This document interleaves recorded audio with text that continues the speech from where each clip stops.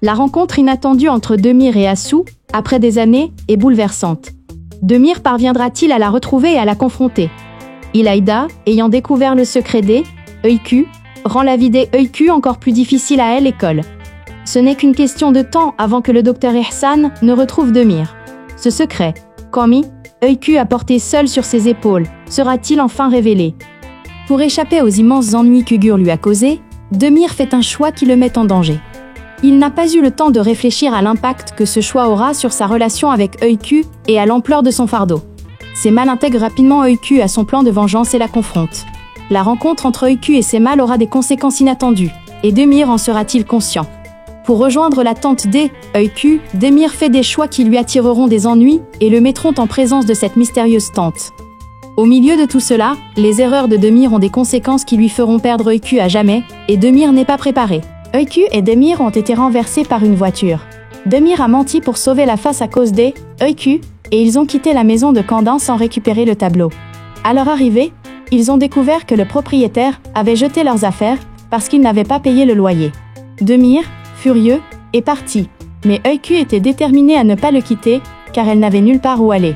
Son ami lui a dit que Demir avait également grandi sans père ni mère. « Va, sauve-toi, au plus vite. Je ne pars pas. » « Ils te mettront dans un refuge, a dit Demir. « Non, je ne pars pas. »« Tu es mon père, a répondu EIQ. Il ne voulait pas laisser partir son père. Ils ont cuisiné dans la rue et sont restés dans la voiture avec EIQ. Demir était déterminé à emmener EIQ au foyer de protection de l'enfance. Pour ce faire, il a traité l'enfant encore plus durement. Demir força son ami à lui acheter à manger, et il continua à en manger. Puis, il fut contraint de manger les tartines et le lait que EIQ lui avait apporté de Cole. Des maux d'estomac la firent tomber malade, et accent aigu va nouir. EIQ paniquait, et Kandan appela sa sœur. La jeune fille accourut. Les voyant sous la tente, elle les ramena chez elle. Demir et EIQ passèrent la nuit au manoir de Kandan. Demir était ravi d'avoir enfin terminé cette affaire inachevée de cette façon. Kandan emmena EIQ avec elle au ranch. Leur ami Semal, libéré de prison, vint s'enquérir de Demir. Il avait purgé 8 ans de prison. Il dit à Ugur, « Tu as 12 heures. Va trouver Demir et amène-le-moi. » Lorsque Demir apprit l'arrivée de Semal, il paniquait. Semal avait été arrêté alors qu'ils étaient en train de cambrioler ensemble, et les deux autres étaient enfuis. Il exigeait maintenant de l'argent de Demir.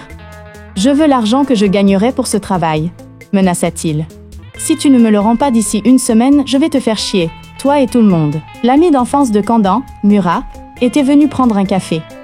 Demir l'avait raillé, il était mis en colère, avait emmené EIQ, et était parti. Ils finirent par rester dans la voiture, dans la rue. Ils allaient à Mel, école, et quand EIQ vit la pétition pour l'agence de protection de l'enfance dans la voiture, elle se sentit terriblement mal. Elle laissa Demir là. Semal vit la scène, et courut après la fillette. Demir alla à école, chercha partout, mais ne la trouva pas.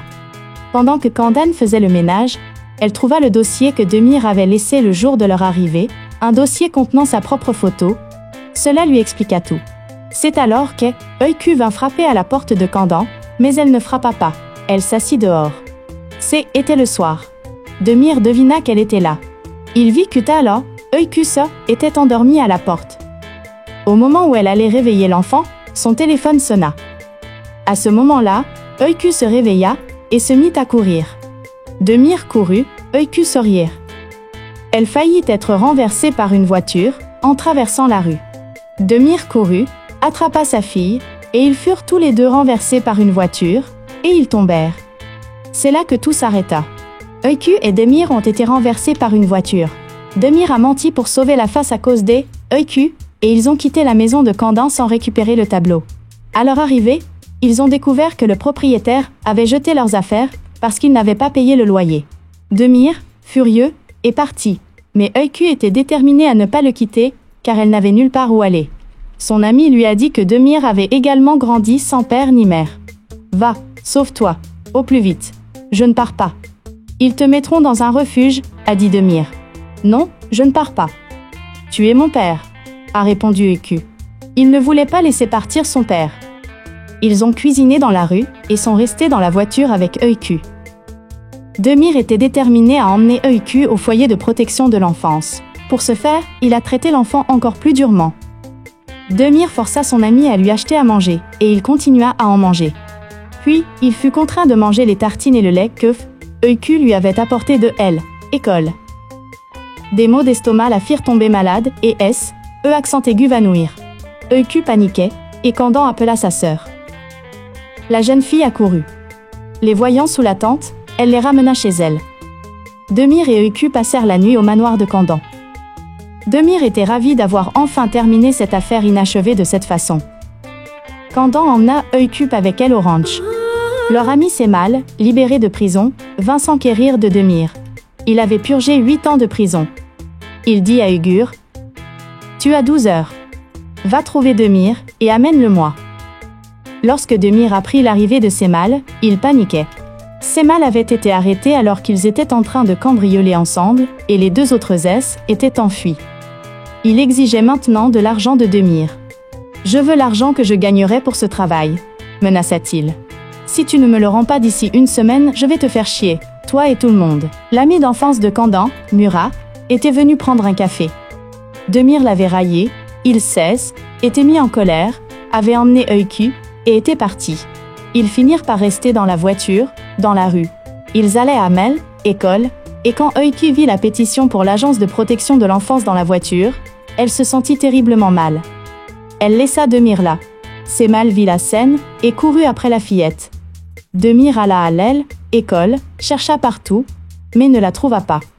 Pendant que Candan faisait le ménage, elle trouva le dossier que Demir avait laissé le jour de leur arrivée, un dossier contenant sa propre photo. Cela lui expliqua tout. C'est alors que Öykü vint frapper à la porte de Candan, mais elle ne frappa pas. Elle s'assit dehors. C'était le soir. Demir devina qu'elle était là. Il vit que Öykü était endormie à la porte. Au moment où elle allait réveiller l'enfant, son téléphone sonna. À ce moment-là, Öykü se réveilla et se mit à courir. Demir courut, Öykü sourire. Elle faillit être renversée par une voiture, en traversant la rue. Demir courut, attrapa sa fille, et ils furent tous les 2 renversés par une voiture, et ils tombèrent. C'est là que tout s'arrêta. Öykü et Demir ont été renversés par une voiture. Demir a menti pour sauver la face à cause des Öykü, et ils ont quitté la maison de Candan sans récupérer le tableau. À leur arrivée, ils ont découvert que le propriétaire avait jeté leurs affaires parce qu'il n'avait pas payé le loyer. Demir, furieux, est parti, mais Öykü était déterminée à ne pas le quitter, car elle n'avait nulle part où aller. Son ami lui a dit que Demir avait également grandi sans père ni mère. « Va, sauve-toi, au plus vite. Je ne pars pas. Ils te mettront dans un refuge, » a dit Demir.